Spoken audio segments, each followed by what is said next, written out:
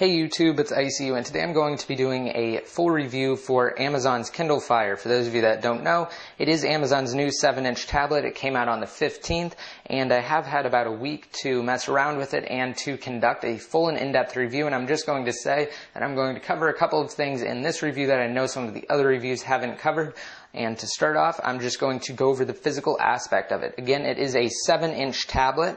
It can easily fit in the palm of your hand, and it does retail for $199. Now, it has 6 gigabytes of memory, and most of the things that you buy or download will be stored on Amazon's cloud servers. However, if you download applications, they are stored directly to your device, and you can always load music and movies and other things onto your device as well. Now I'm going to go over again the physical aspect of it. It doesn't have anything on the side. It is completely blank. On the top here you do have 2 speaker ports.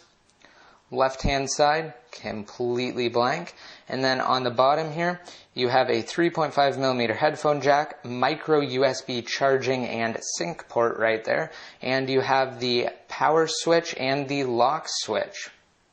So as you can see, I just locked my device there, and now I'm going to go over the software aspect of it. So you might be wondering how you actually change the volume or do anything like that, since it doesn't have any buttons for controlling the volume.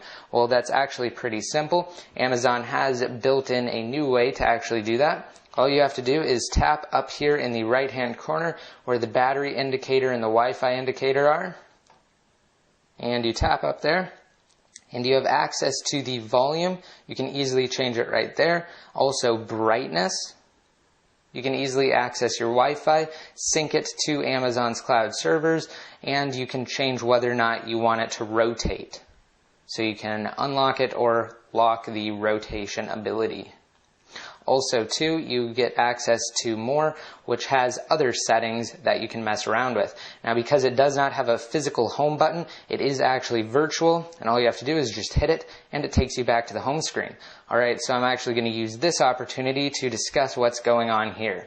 Now, I really do not like Amazon's stock interface. Here it is again, I'll bring it up, and it is very restrictive. You can't really do anything, and also too, their app store is extremely limited for being an Android-based app store. You don't have access to all of the regular applications, only applications that are approved by Amazon. So that's definitely a downer for the Kindle Fire. However, if you do take the time to figure out how to root it properly, then you can completely customize your device. You can get a normal Android-style interface here. You also get access to the regular Android market, and you can download basically any application, and almost all of them work. You also have access to widgets.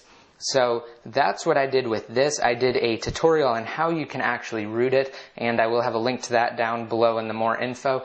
It's definitely a tedious task, and it takes a while to get right if you don't do it right the first time. So just keep that in mind. It is great, and it really does a lot for your device. However, if you don't have the patience to do it, or you don't know what you're doing, you probably shouldn't attempt it. Alright, so now I'm just going to mention the actual lock screen, because that's another thing I really do not like. Take note of this background here. I did not actually add this background. I'll add a background really quick. So I'm going to change the wallpaper here, and I'm going to add a live wallpaper. And let's just do this Nexus wallpaper. Alright, so as you can see, I have the live wallpaper running here, and when you actually go to lock it, and then unlock it, as you can see, I have a background right here, but the thing is, when I unlock it, it's the same as what the lock screen is, and you have no way to change that whatsoever as of now. It is basically Amazon's stock lock screen, and it is absolutely horrible. It changes out every single time you lock it, so I'm going to lock it again and unlock it. As you can see, it's different now from when it was before, and it is totally annoying to have that all the time. I'm sure there's going to be a fix for it, especially since the device is capable of super user access, which basically means you can root it and you can fully customize it. But again, like I was saying, that is definitely a drawback, and that's really the only drawback I've had with this device. It is really great for browsing the web. I'm not really going to go into depth on that because, again, if you actually have it rooted, then you don't have to use this Amazon browser. You can use third-party browsers such as this Opera browser here, which again is absolutely amazing, and it loads pages much faster and it just works better. So there's really no point in covering the stock browser because you can download third-party browsers. And also, as you can see on my screen here, I haven't really gone into this, but you do get access to widgets, and you can download other widgets from the Android market. So I'm just going to load up the market here really quick, and I'm going to download a free application and show you that it does work. Alright, we are just going to download Pandora Internet Radio for the sake of this review. So all you have to do is hit download. And as you can see, it is installing it right now. And this is a good time to talk about the notification center or the notification area. All you have to do to access the notification area is just tap up where your name is in the left-hand corner, and you get access to all of your notifications, and it tells you all of the ongoing notifications as well as all of the completed notifications, and it tells you the time when those notifications actually occurred. So we can bring up Pandora now. And as you can see, it's warning us about data usage, and now we do have access to Pandora and we can log into our account. So that was just a demonstration, and that's basically the Kindle Fire overall.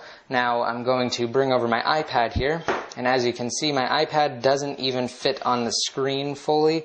It is definitely a bigger device with a bigger screen, and I'm just going to say that while the iPad is great, there are definitely some drawbacks to the iPad.